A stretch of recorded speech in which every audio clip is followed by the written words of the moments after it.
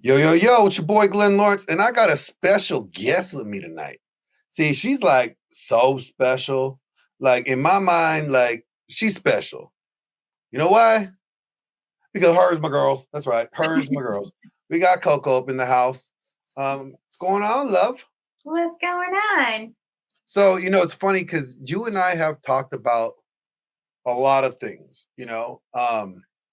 and we are very congruent on pretty much everything. We're pretty solid on all the major things I think of, you know.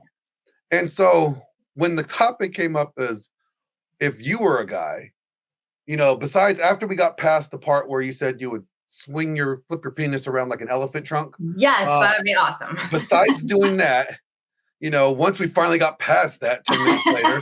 And I actually got to have sex with a girl so I could actually see what the hubbub is about from a guy's Yes, point of view. yes. Once we got past all that fun stuff, all the unnecessary talking points, you said that, if you were a guy that you wouldn't want to be fucking around with these modern day women, you wouldn't want to get married to these women, or you would understand like the risks, or like what'd you say again? That if I said there's benefits about being a guy, like you don't have you have an Audi, you don't have an innie, so like you guys compete anywhere if you really gotta go. Like Not true, because there's some places if you end up going pee, you can get a ticket and go to jail. I understand, you get indecent exposure. Like girls, you guys squat and hide, and nothing happens to you. I get that, but I mean, like, if you guys were in the car, you could just like unzip it and whip it out and like go in a Gatorade bottle or something, and then do you know how difficult that is sometimes? Because like you could risk peeing on yourself. Sometimes it's a risk you're willing to take. It's a lot harder. Snake is like this, and you just like. It's a lot harder to do with the woman though. Like you actually got to find 2 rocks, one for each cheek, or one. Anyways, so 2 rocks, like for what? You got to have a rock. Y'all, all you guys do is hover. You gotta do is hover. No, because I have actually done that once. Granted, this is when I was a lot younger, and there was drinking involved, and I lost my footing. Let's just put it that way. You fell in your own piss, huh? That's a good one. Good one. But continue. Like there are some beneficial factors as far as being a guy like that, and you don't have to have birth, and your body doesn't have to go through all of that changes. You guys don't go through menopause. Like, so there are things that naturals women biology that men don't have to go through, which is a blessing. So yay for guys. Well, there's some kind of, menopause-ish thing. It's called low T. Like the older the guys get, they start dropping their testosterone, and then they get moody, right? Their testosterone levels get low, and they start crying over commercials about cats and, Sarah McLachlan singing, so like there's something. We may not get the hot flashes and shit. Well, yes, but you guys also can, it's an easier maintainable, like you guys can go to the doctors, you guys can get injections and stuff like that to make yourself balance. And you don't have to worry even also about the weight gain because you can still find a substitution. Well, actually that's true. Like, no, it's not true because the lower the testosterone drops, when your testosterone drops, the harder it is to lose weight. So like, if those guys, though, right? But most men don't even realize that they have low T. I understand, but I'm saying that you have a fix though. Well, yeah, there's I was aware he could go to there's a way, yeah. Yes. And it's a lot easier for men because they're awesome, in so many ways. That and that wasn't sarcasm. They're amazing. I think guys are like the greatest thing that God ever created. But on the flip side, it's like I think the same thing about women sometimes. It's like you enjoy their company. Well, yeah, they're amazing sometimes. Some of them. Anyway, so you guys have benefits. You don't have to go through all that. But if I was a guy, single guy, in today's society, I actually would not. I wouldn't want to date anybody in America. Well, you would be a passport bro. I mean, in all honesty, okay, if I was loaded, let's just say I was a good-looking guy. I think I'd be a really decent-looking dude. Look at Cody. Go look at Cody. No, I would I'm just, I'm just saying, you have to go look at your brother and then be No, like, yeah, but have you seen me though? Like, if I'm I mean, this good of looking course as I've a seen woman, could you you. imagine if I was a guy? You would look Wow. like the most prettiest gay guy there ever was. I wouldn't look this feminine features, but I'm saying I think I would still be a pretty good looking dude. But anyways, if I was loaded, great looking, um, and of course, I actually think that I would go to a country of a nationality race that I would be okay with actually like looking for a wife. Um, because the cultures and their values on marriage and the roles that they play are completely different than here in America. what culture or what country do you think that would be? If you had a guess, if you just had a guess.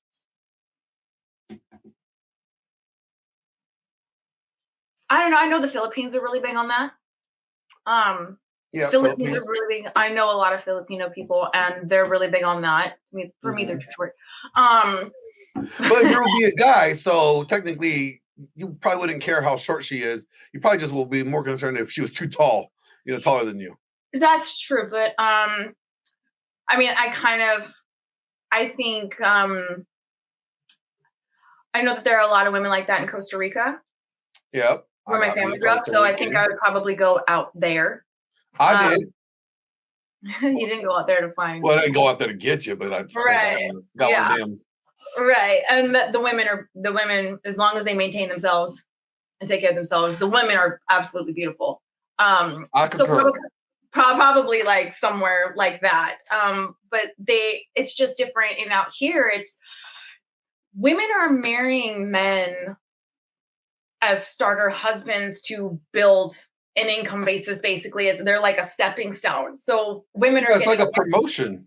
yeah, they're literally marrying men so they can divorce them later on down the road in a few years, cash in on them, and then marry another person until they find their forever person, but have enough to basically just live off of. Like, I would never want to be subjected to that. Women have absolutely no concept of what real love and what a marriage and a relationship is today, because also sex is constantly thrown in their face. Like, women have changed so much from like the 1920s and 30s to 50s to now. Women used to be way more conservative. And granted, people were still hoeing around in the 50s, having sex in the back of cars at make out point. But like, they dressed appropriate. There wasn't like, you had to literally go and like get those magazines or those little deck of cards to see a woman somewhat naked, and she was just in her brassiere and her undergarments. Like, Well, I that, mean, that ankle dough. that ankle. That ankle. When that girl showed that ankle, I'm telling you. And whoo, that ankle used to get it going on. Yes. But it's funny because it's like it wasn't like hoeing around wasn't going on. Like hoe's been a thing since like the Bible's days. But I they mean, weren't nearly as it's frequent or as in your face and everywhere. we had social, and we had social, boundaries and things in place that were to safeguard people from dealing with them as much. You know what I'm saying? Like prostitution for the most part, and well, in America for the most part, other than Nevada, has been illegal. You know, recently they just decriminalized the hoeing part, but but the guy, if he ended up doing the soliciting part, paying for it, he can still get arrested. But the bitch won't get arrested for fucking you and asking you for money, but you will get mad. You'll get put her in jail if you paid for it. Yeah, she's not gonna get in trouble for literally like opening a trench coat naked in front of you and say "fuck me." And the guy's like, "Well, I haven't had sex in like 6 months to a year." Okay, like somebody wants to have sex with me, and then he jumps on it, and then the guy was probably just praying too. Dear Lord, just please, one of these days, just let one woman just line up my penis. You want me to fuck you? Oh, thank you, God. Exactly. But he'll get in trouble, and she can turn around and seriously like cry rape or some bullshit, and then he gets in trouble, and like, I as a man don't want that kind of fear. I don't want to be somebody's stepping stone for them to take everything that I worked so hard for, when my original goal, the reason why I was with you, is because I had my empire, but I wanted to build us an empire. I wanted us to have this that we have talked about, this dream, this lifestyle, the things that we wanted to do, only for you to be completely manipulative and blindside me and have alternative motives to where basically you're just like, well, I can cash in on this guy, so I'm just going to do that. But I'm going to pretend that I love him. I'm going to pretend like I'm this. I'm going to pretend that I'm that, this kind of woman. And then all of a sudden, boom, hit him with divorce papers. So let's say hypothetically, you're a guy and you Okay. end up finding a girl, right? And you're like, man, I want to stay with her. I want us to like live together. But say you have religious beliefs and you're like, although I just don't want to do the marriage thing because of the shit show that it is, you know, but you don't want to like, be disobedient to God, right? Like that's more of a problem at the end of the day. So would you get married to her and would you like get like prenups or anything like that? Would you like do, like would you get like I know you, but I'm pretty sure like nobody else is gonna hear you say this, but I'm gonna say it for you and you can tell me whether or not it's true or not. You probably had the most ironclad prenup if you were a dude. Like it would be like she wouldn't be able to get shit from you. Probably. Yeah, it would be. I do believe in marriage. I believe in the sanctity of what marriage is actually supposed to be and what it stands for. Like that is it's such a deep vow and commitment and there's a lot that goes into it when you're actually married to a person. You don't just get up and walk away and be like, screw you. Like you're supposed to work through those hard times. That's the reason why you also took those vows. There's a reason why there's a meaning behind those vows because being in a relationship and being married, like even just being in a regular relationship, you don't have to be married, but just in a relationship in general, it's never easy. There's gonna be issues. But if you love the person, if you love her, if she respects you, and you guys are equally yoked, you have common ground on structures of things that you guys actually believe in, then why would you just quit because what? We argue? That's stupid. So I would still get married, but absolutely, I would be like, hey, look, so I would explain to her exactly how it's going to go. Like, one, I would say, this is the dynamic of our relationship. This is what our marriage is going to look like. And obviously, it's not going to be like I'm a controlling person. I'm just in control of the relationship because I want to lead us to success. This is your role as my wife. This is my role as your husband. These are things I'm going to do for you. And here's the contract. I don't think it's a controlling thing. I think it's like, when a marriage takes place, the woman defers her authority as like a single individual to make her own free choices. Not talking about her like on like what she wears or anything like that, but like when it comes to what's going to be allowed within the household, what's going to be in the confines of this relationship, she has to defer that power and authority to her husband. Yes, I just mean like we have talked before that there is a difference between being controlling and in control. That's what I meant. Like I'm not going to be controlling, but I am in control of our relationship and our household to make sure that it stays within the frame that's going to make us the most successful. And then I would have a prenup and be like, so if you do want to get married, I would love for us to get married, but I do require a prenup. And the prenup is going to be ironclad. I'm going to have someone. That's if you do it through the state. Would you ever do it just a covenant marriage? Because here's the funny thing. Biblically, the covenant marriage is way more like serious than a contractual marriage. See, a contractual marriage, when you could do it with the state, you're saying it's like a business contract, right? X is going to do this for Y, and Y is going to do this for X. And if Y breaches their contract, X gets to leave. And, that's a contract, right? That's what the state does. When you get your marriage license, that's what all that is. A covenantal marriage, when it comes, when it has to do with, the Bible and the religious side of things, a covenantal marriage has nothing to do with the contract. Mm-hmm. It has, because a contractual marriage is I'm protecting me and you're protecting you. Mm-hmm. That's where there's a prenup, right? In a covenantal marriage, it's I'm protecting you and you're protecting me.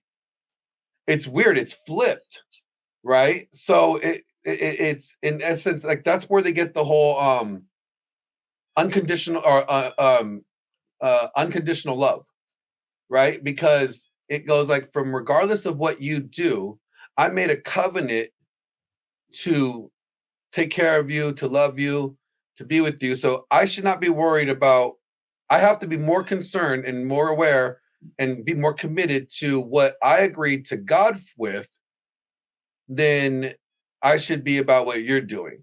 Right. And then, so, and it's a really hard way to look at things, because you're like, well, wait a minute, what if this person cheats? Well, according to a covenantal marriage, although biblically you have grounds to divorce them, but the first process of your thought has to be, you know, my commitment is to this individual, and it's not based on what they do ever. And I think it's a lot harder. I don't think that I kind of like that though, because in all honesty, if someone did cheat on me, I would leave. I don't tolerate cheating. But from a biblical standpoint, that's the only reason why there should be a divorce. That's the only caveat to divorce. Oh, but remember, wasn't there one that said like, if they weren't in your same faith?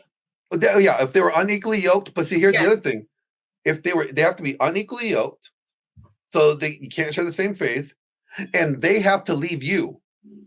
You can't leave them. So if they choose to stay with you, you could not correct them or convert them back into the faith that you could leave. No. Oh. It's in Corinthians. I think it's 1 Corinthians 7:15.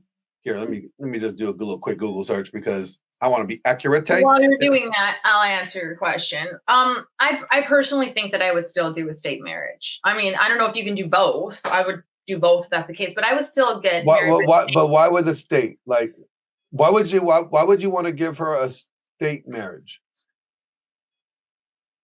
I don't know. In all honesty, maybe it's because I've actually never had a covenantal marriage.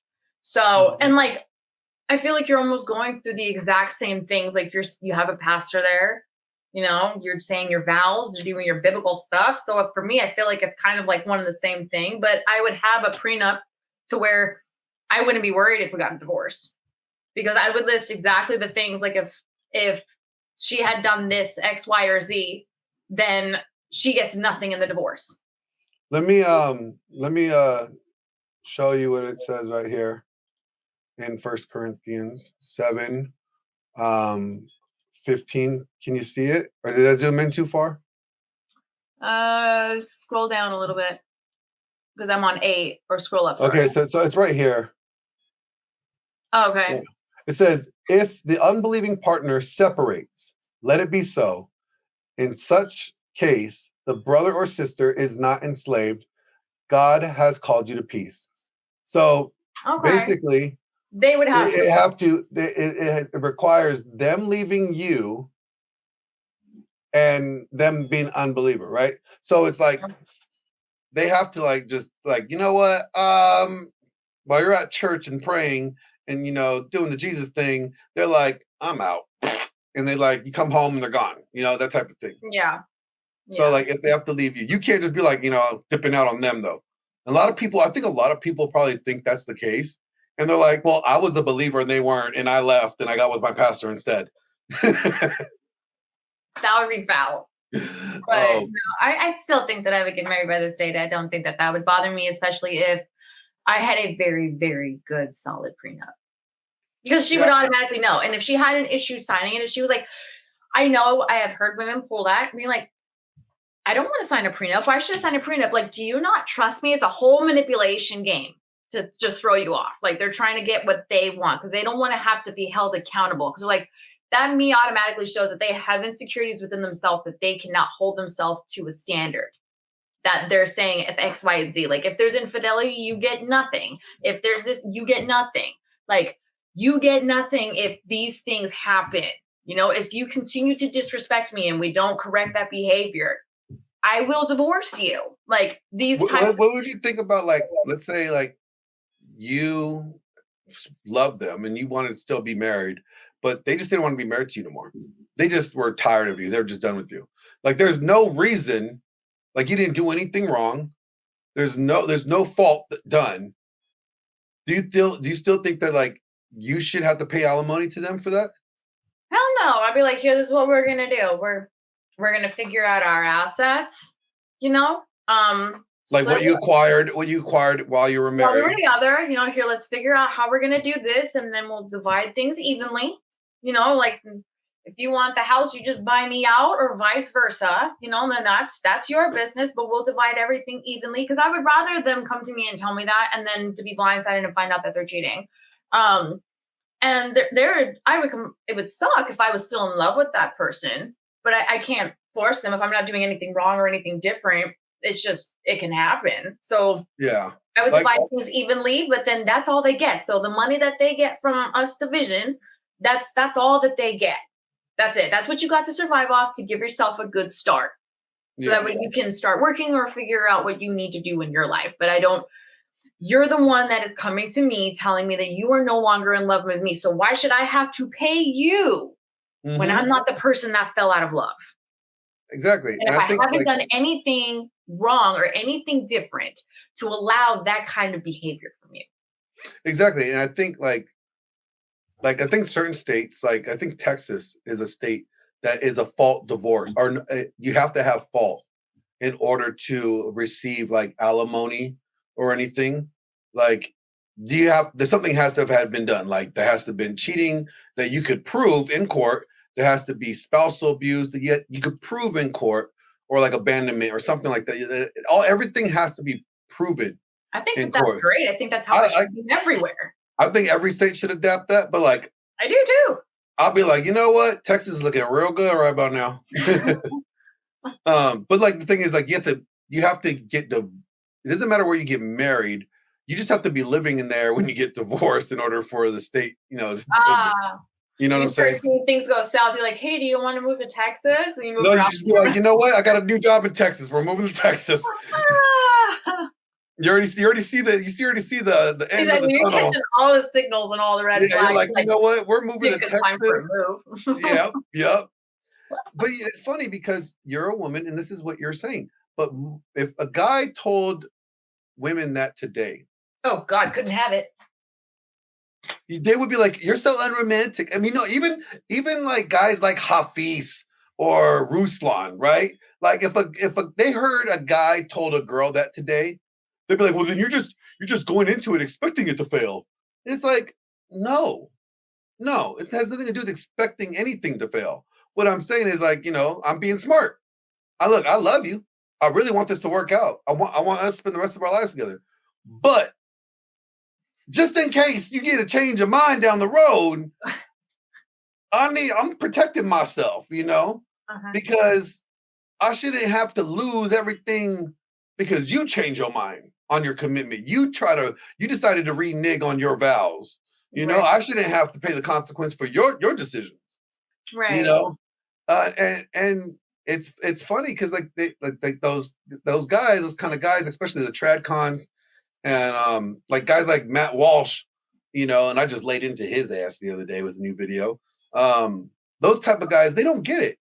They think like guys should just go on, get married, risk it. If you're just doing everything right, then why do they say that? Like, why do they say if you're just a perfect husband, then she's just gonna automatically want to be with you for the rest of your life? I don't know why. Well, one, there's no such thing as perfect. In all honesty, as close to perfect as that person could humanly possibly be. I don't know. I mean, if you get married to somebody, like me being a woman, if I married somebody and they were everything that I've ever wanted in a husband, and we get married. So I get it, yeah. And that never changed and never faltered. And everything about our relationship had always stayed the same. The way that we communicated with each other, our intimacy level, the way we still keep ourselves healthy and attractive from one another, us being on the same page of things, going to church, whatever the case is, if we're doing everything the same and also having valuable quality time together, like whether it's trips or getaways or something to keep ourselves, keeping that romance and fire and getting creative in the relationship, then I do see where they're coming from. Where I don't see how a woman could ever really get tired of that. I could only see a woman getting tired of it if her husband had gone soft and he Well, was see, no longer masculine and he well, turned more into soft. I think that, anybody making a statement so definitive, like if you just do this, it's like an old proverb, right?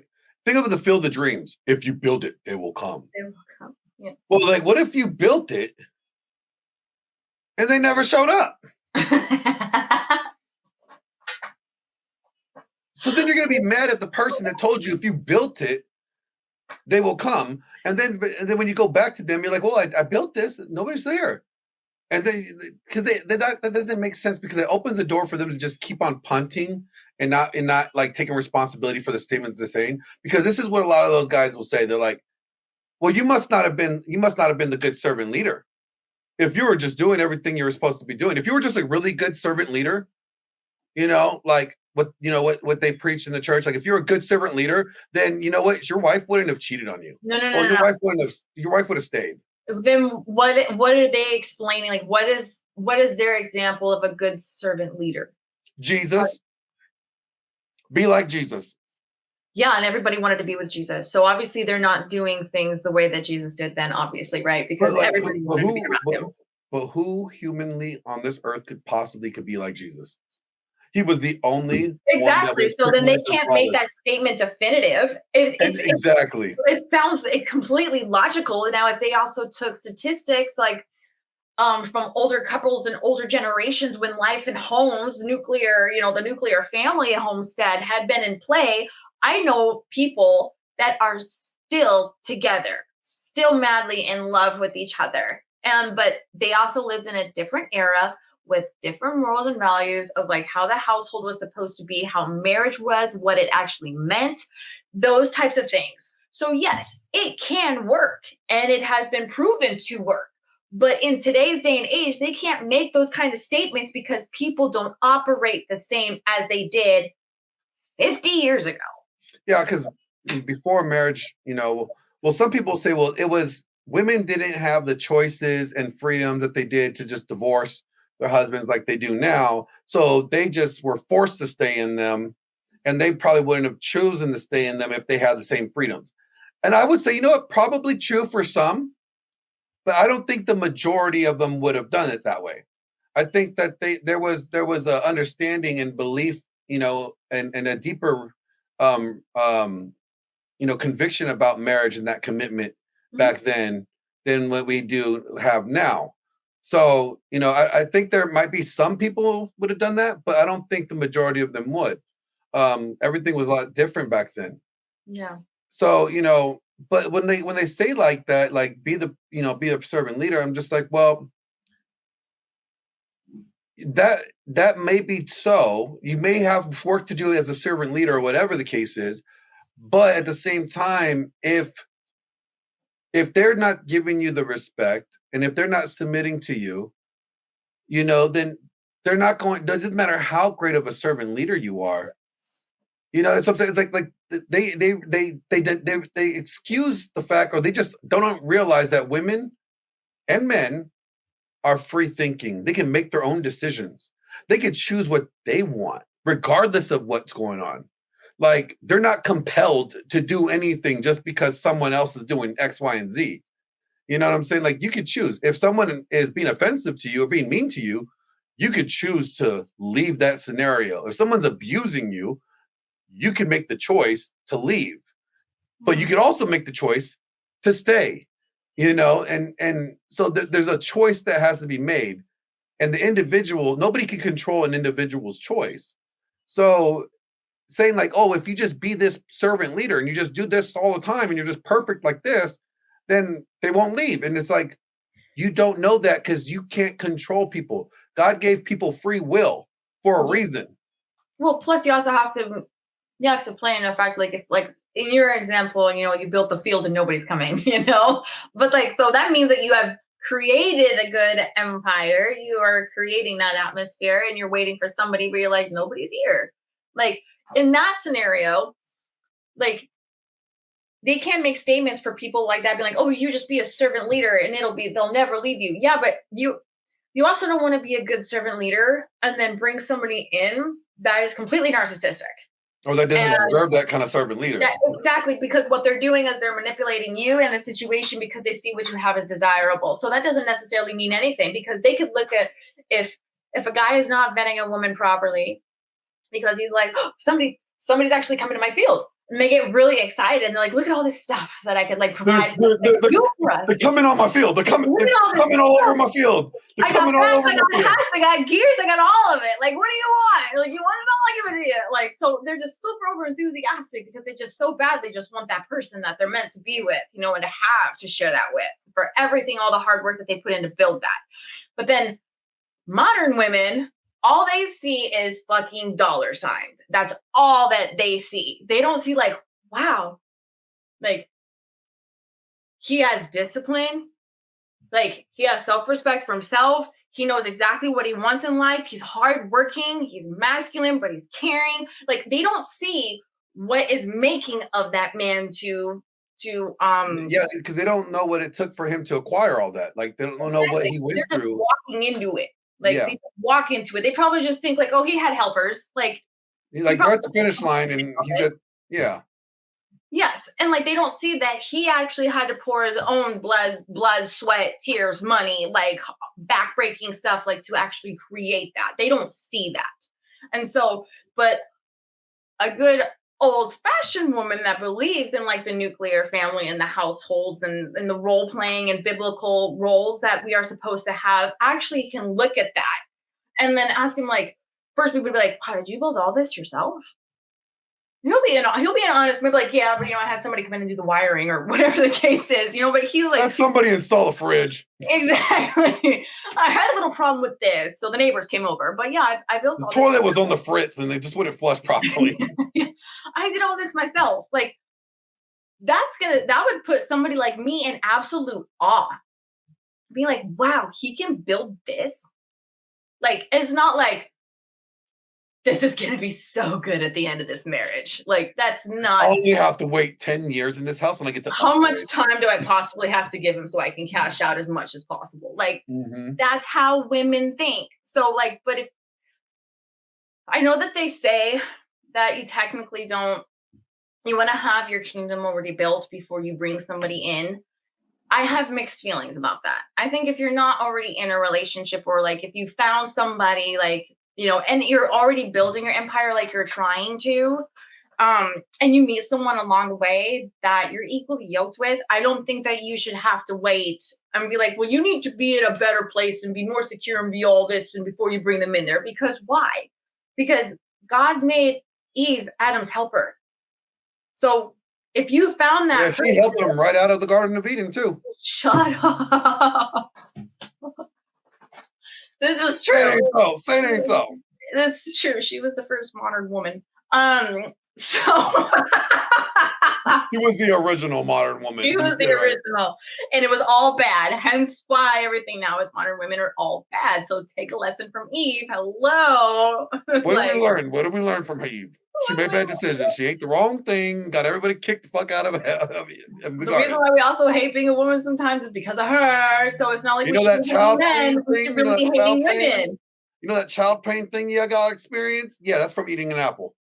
Yeah, exactly. So like, I don't necessarily think that a man has to wait to build his empire in order to bring, because also at the same time, a person who is with you from nothing and goes through the mud and muck of it has just as much of appreciation of what it is that it took for you to build it and her to be your helper to build that. As if you have a higher chance, this is my own personal opinion. I believe that you have a higher chance of risking somebody just taking advantage of you if you already have this giant empire and you're like the kingdom, like you're the king of your kingdom, and then she's just the little peasant girl that's walking around town, but then she catches her eye because she's attractive, and then she's like, hell yeah, I want to live in a castle. Like, it's not for the right reasons. Like, the likelihood of her being with somebody else is eventually going to fade. Her seeing you as an opportunity is higher chance than it being actually a genuine desire. Yeah. So we're about to wrap it up, but I want to ask you one more question. Do you think women would be more inclined to get married if they actually were 50, just as likely to have to pay for their husband's alimony, and if he decided to leave, or if he decided to cheat with some other broad and leaves his wife? Do you think women, if women had to face the same equal consequences that men do when it comes to a divorce in the family, do you think there would be more marriages or less marriages? Less. I think they would be reacting the exact same way as men. I think that they would be vetting a lot more properly. They'd be like, okay, I don't want to risk all this. Like if I'm a boss babe and I'm building my empire and I'm doing me boo boo. I don't want some guy just to come in here and then I have to pay him half of everything that I've worked before, that I've been building for 3 years before he even came into the picture. Like I think it would be the exact same thing. It would be a very, very hypocritical situation. Good. That's good. That's a funny question. I'm glad you asked that question, because the next time we talk, we're going to be talking kind of about that, equality shit. That the girls with the vagina hats be marching around talking about. We're going to be talking about that. Okay. But thank you for coming on. Of course. Until next time, everybody. Peace.